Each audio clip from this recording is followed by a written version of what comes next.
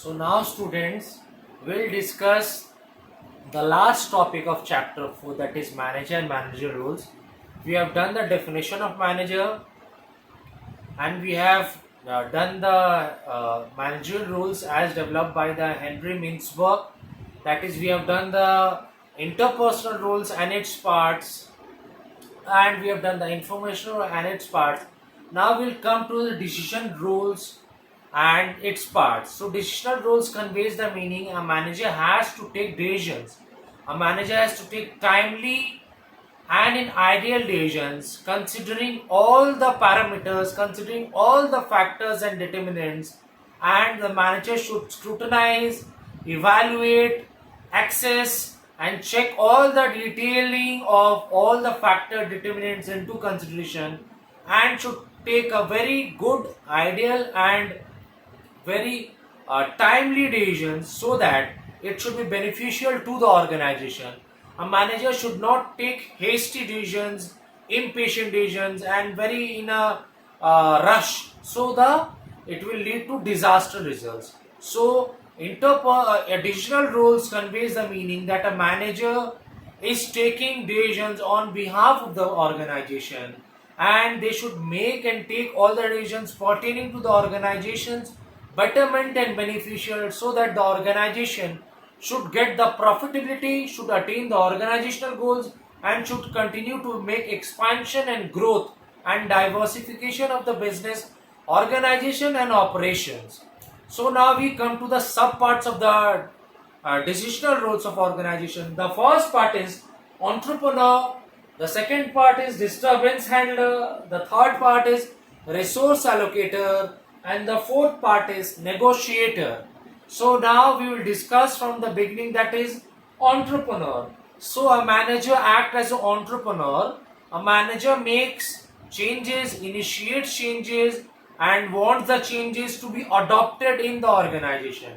Because a manager initiates changes, a manager wants that the change should be adopted and inculcated in the organization. Because nowadays, in the modern era of cutthroat and stiff competition, there are several companies, several business organizations selling the similar products and services. So if a business organization wants to survive, if a business organization wants to prosper, survive, grow in this cutthroat, stiff competition, so a organization has to instill, has to adopt, has to initiate changes in several parameters and several dimensions, such as your in respect to products and services.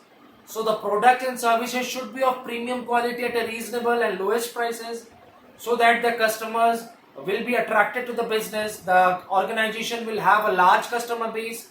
So the product and services, process, technique, machine, whenever, because the business organization is of uncertainty, and the business organization have the dynamism in nature. So one thing cannot be kept as a certain and it will continue for long. So the change is very much happening. This is today thing, and the next day it will vanish. So that machines can which is termed as obsolete and outdated, the business company cannot survive and prosper with using traditional orthodox and obsolete and outdated machine process and techniques. So the organization needs to update, need to inculcate, need to instill all the necessary things, such as product and processes, machines, equipments, technical know, all should be highly sophisticated. Ideas, innovations, they should be sophisticated, in trend, and it should be highly in competition. It should be valuable, it should be in trend, and it should be sophisticated. And therefore the manager has the task, so that the manager makes the organization aware that it should innovate, it should change with time to time. Because nobody can a business organization cannot survive being rigid and static.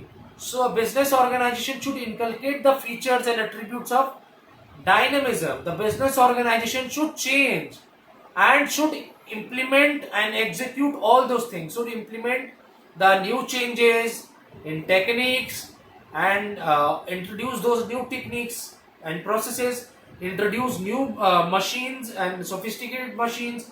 So with the help of those things they can produce good services, good quality products at reasonable prices. And therefore the business organization should also put emphasis, the manager should also put emphasis on discover and innovation, means to innovate and devise a new foster a new idea, so that the business can move ahead of their competitors, and they can take the advantage of all the opportunities instead of their competitors. And the manager should try to consolidate the position of a business. So this is known as the entrepreneur. A manager plays the function of a entrepreneur under the disturbance handler. Now we move to the next point under this disturbance handler, that is that is disturbance handler. So manager has to execute the function of a disturbance handler whenever a crisis or a disturbance arises. The manager has to take charge, and the manager has to rectify those what do you say, the crisis, the any what do you say, the unhappenings which is not required, which is happening. So manager has to take charge and to correct and rectify all the crisis, problem, shortage. So manager has to take all those decisions in regarding to the beneficial of the organization. So disturbance handler conveys the meaning that in the organization a manager has to take several decisions regarding the disasters or the disturbance which comes in the operation of the business enterprise, such as there are such as natural disturbance and disasters which hinders or which blocks the operation and activities of the company or enterprise. Natural disasters are earthquakes or floods which breaks down or which interrupts the working. And man-made disturbance are like conflicts between the employer and employee, fighting, strikes, breakouts, lockouts. So a manager has to take all the corrective actions so as to ensure that the flow of activities and flow of operation in the enterprise should be very much efficient and effective. There should be no hinder or stoppage or blockage of operation of the activities related to enterprise. So manager should resolve all these problems at the very earliest, so there is no depletion or wastage of the resources, because the resources comprises of land, labor, capital, manpower, material, machinery, methods, equipments. So the manager should take all the necessity actions so as to rectify the mistakes, the errors and the shortcomings of the individual and the organization, because the organization comprises of all these things, because earthquake is not in our control, it is beyond the control of an individual enterprise. So manager has to deal with it, and so as to deal with it the manager has to take certain actions which should influence and have an impact on the working. So natural disasters are not man-made, it is made by the nature. Earthquake and floods, it should be also dealing so that it have some less adverse effect, or the manager should make sure that it should try to mitigate or minimize the impact. While the man-made disasters or disturbance comprise of conflict between the superiors and the subordinates, employer and the employee, and whenever there is a fighting, it leads to industrial lockouts, industrial unrest. So the manager should take all the actions regarding that the organization operations and activities will work with smoothness, with efficiency, and all the activities will be operated and it will not be stopped. So this is the meaning of the disturbance handler which a manager must take. And next part is the resource allocator under the decision roles. Resource allocator, resource means the inputs.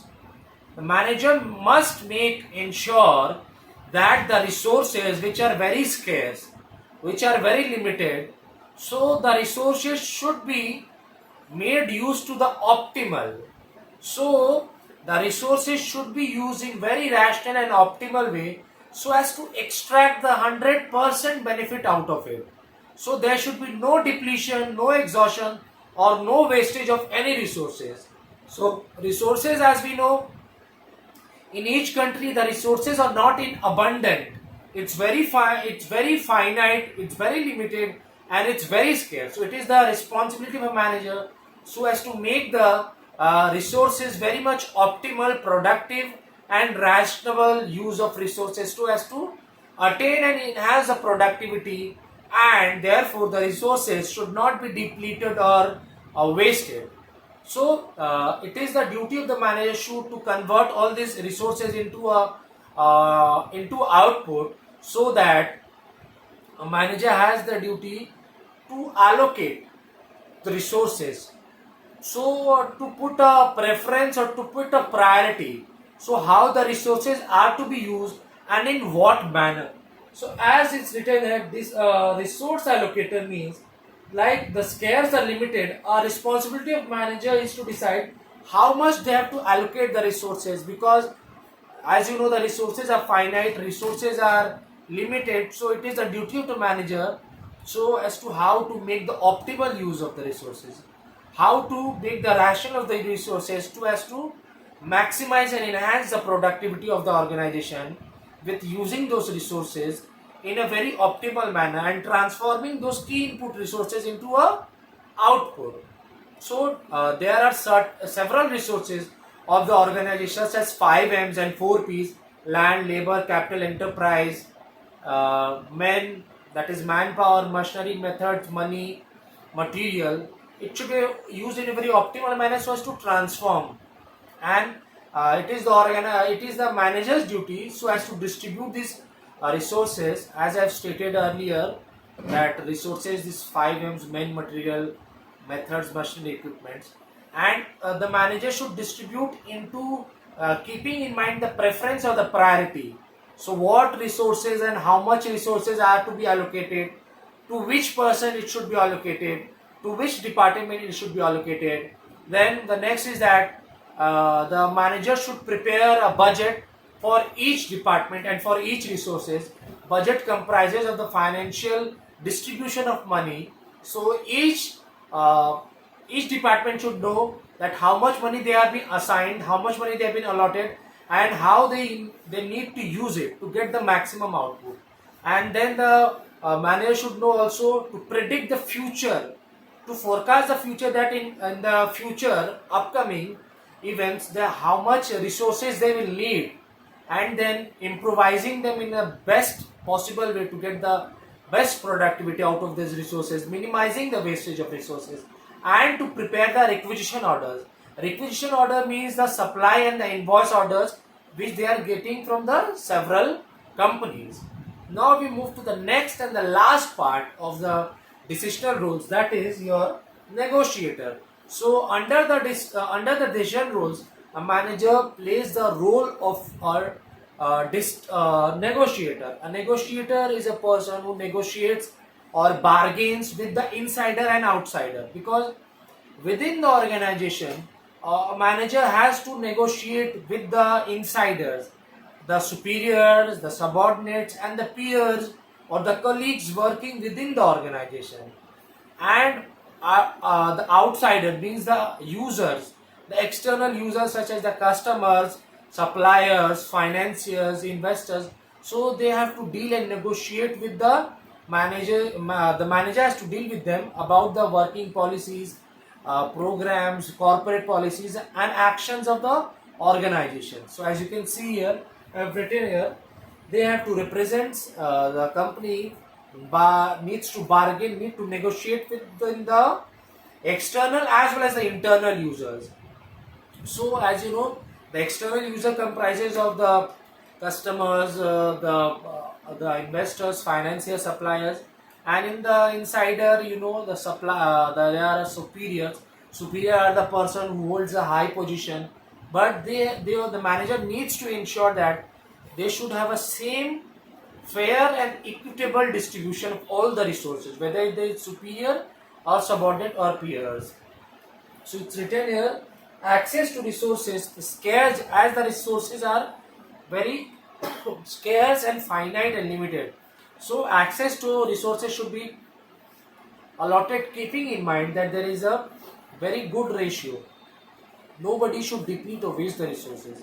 Keeping in mind with the superior, subordinates and the peers. So under the decision rules, we have completed the meaning of entrepreneur, disturbance and the resource allocator and negotiator. So all of you students of class 11, you have a task that you have to watch the video several and numerous times to grab the meaning and concept and clarity of it. Listen to the audio several and numerous times. Read the textbook several times to know the meaning, guess the meaning, and I hope no doubts will arise. If any sorts of doubt arises or problem arises, you can revert back to me so I can provide you the required assistance. And your homework task is to write the short questions and long question answers at your respective copies, and do study the chapter 3 and chapter 4, and do complete your project work, that is topic 1 and topic 2.